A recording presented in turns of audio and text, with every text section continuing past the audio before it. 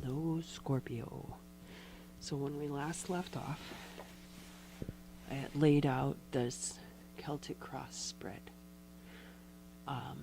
So if you haven't watched that video yet, you should, because I'm not really gonna go too much into these cards unless it really directly relates to the cards that I'm about to lay down. This is the Stranger and Stranger deck, and I love using it for cartomancy because the imagery is so vivid and so amazing. But it's actually just a deck of playing cards. So I treat it a little bit differently than how I treat a deck of tarot cards, because a deck of tarot cards is definitely designed for purpose.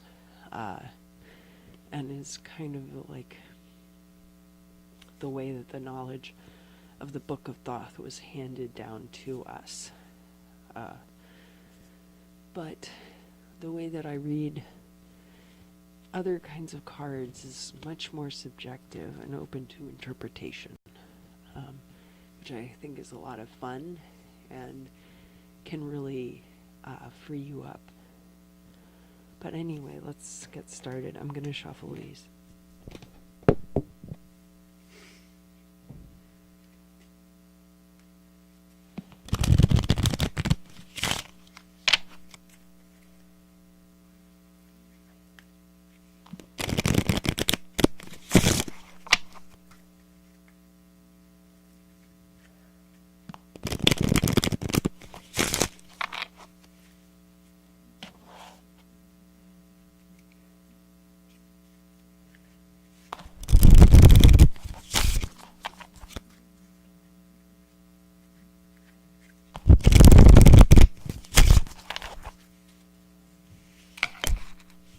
Oh.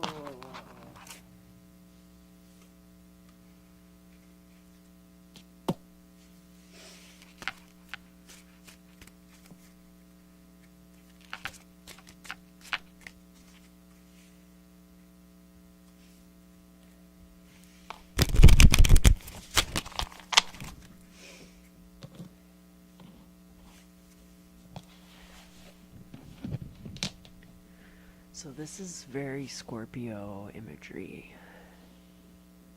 You have this cadaver head here, and it's got these 4 spade bullet type things that are embedded in it, that have been lodged there. And it's kind of like all your little wounds. So this is, that's the first house, the house of self, and the house of the past, of the beginnings. So I get the sense that you do have something in your past that really changed you. A negative, really negative experience, maybe several, that just really shaped you as a person. And the second house is the house of possessions, and it's governed by Taurus. And I'm sorry, I'm breathing heavy because of my allergies and just like really stuffed up. But Taurus and Venus ruled this house. And it's the star, which is the 7 of diamonds in this deck. And that's really cool. It means that you have great wealth available to you, but you have to reach out and take it. The third house is the house of communication, and it's governed by Mercury and the sign of Gemini, which is an air sign. And I see now you're kind of like cutting people off, it looks like. You've got this rose bush, this little skeleton is just hacking down. And he's almost cut all the way through. But look at all the really beautiful things that are available to you in this rose bush.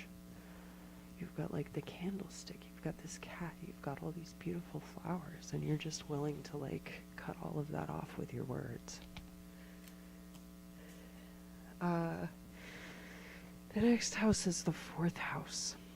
Its fellow water sign, Cancer, rules the 4th house, and it's all about your home and family.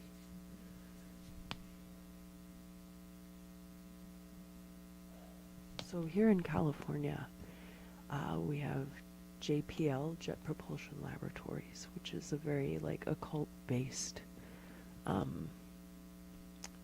company, actually founded by Jack Parsons, who was very involved in the Babylon working. And this also could do with travel. It could have to do with outer space. But I always immediately think of Jack Parsons when I pull this card. And he kind of had like this tragic streak to him. Like until he met Marjorie Cameron, he had like a string of relationships with women who like ended up leaving him for other people and stuff like that. And so I sense that there's like a certain amount of like this kind of distance in your relationships. But I mean, that's just kind of like Scorpios. I don't know. I'm not.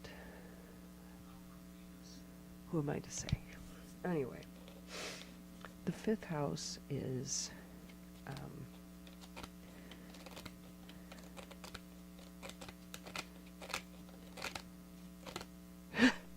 why, that's my house. That's the house of Leo and the sun and your creativity and your passions.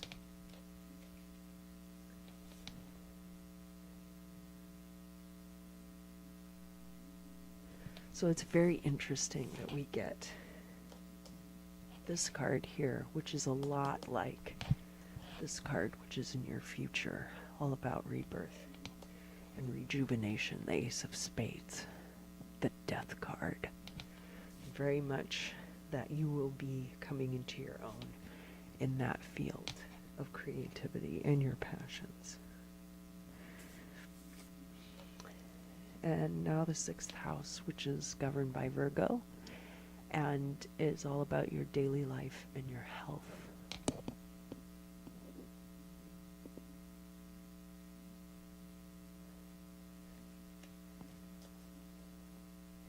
And that's the 2 of Diamonds, which is very much about partnerships. So it's good that it's here in your daily life house. It shows that you really are capable of forming these really strong partnerships with other people, and that you don't need other people, obviously, to be powerful, but that it augments your life in a really positive way.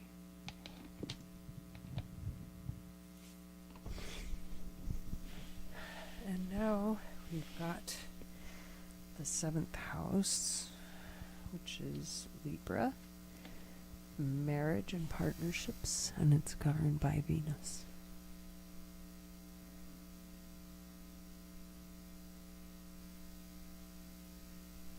And you have this really cute little baby fetus who's stabbed himself through the chest.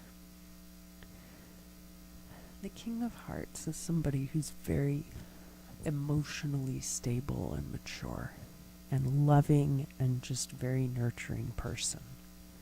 So it's good that you have that here and this right next to it. That's a really good placement. And it's important, he's kind of over here. These cards were very much like about you, and he's over here kind of helping you bridge this gap between what's going on with you right now and the transformation that's about to occur. So that's good. The 8th house, which is your house, which governs sex, death, and other people's money.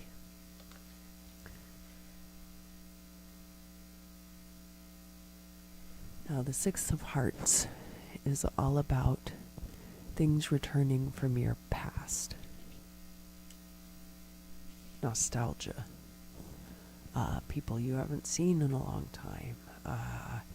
Something that you thought was lost, but now it's returned to you.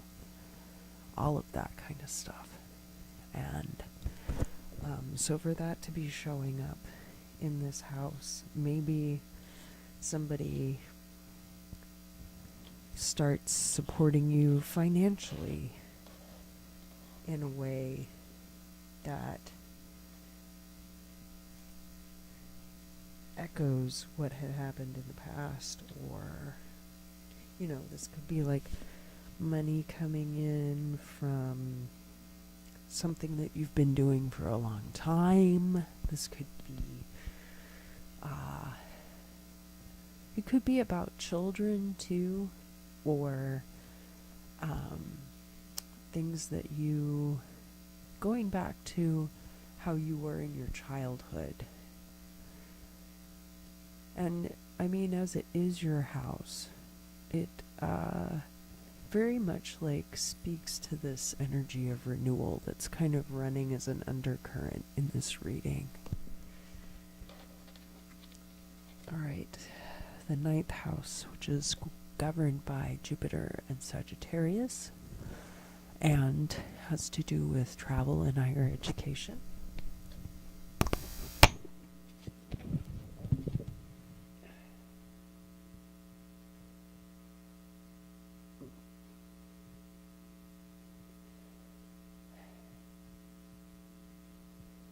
So this is another mime card. There's a couple of like little clowny kind of mime cards in this deck, but this clown is very Christmassy, and it looks like there's a city kind of like far off in the distance. It kind of looks like a European vacation or something, but it could, I mean, it's a very Christmassy card, and we just kind of came through Christmas. So maybe somebody's Christmas present to you was a trip, or they were like, I'll pay for your school or something.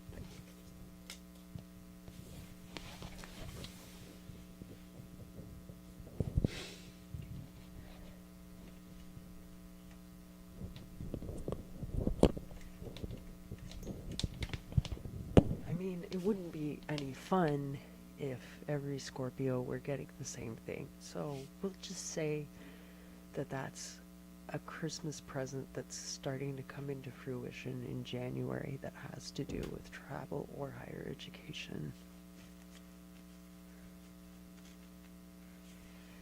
And then the 10th house, which is the house of career, and it's governed by the earth sign of Capricorn, the goat, and the planet Saturn.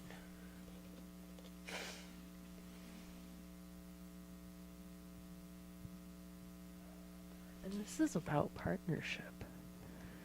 Very much so. Very much so. But also to bear in mind that the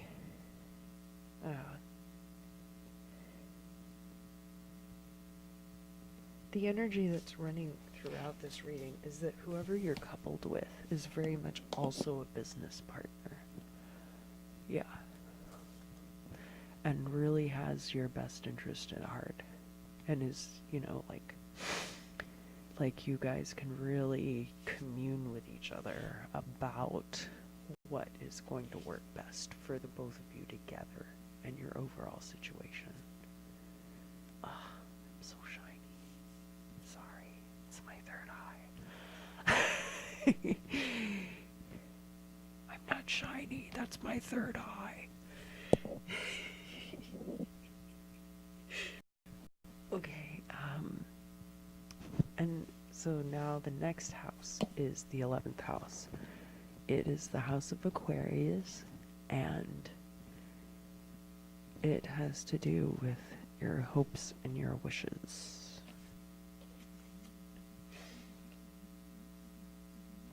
The Ace of Wands is what I euphemistically like to call the dick card. It's like you just like to whip it out and smack people around with it.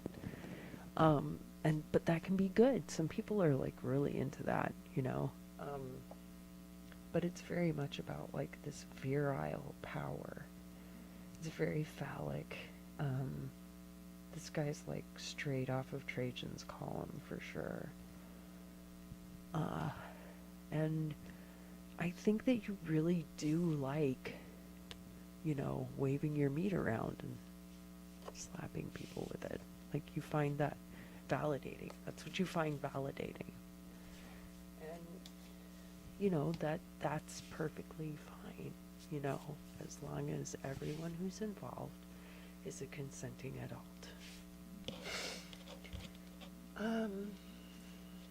And then the endings card. And this is for the 12th house.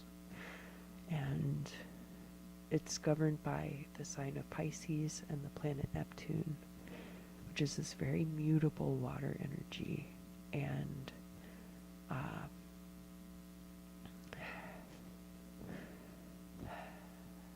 what better way to describe the future?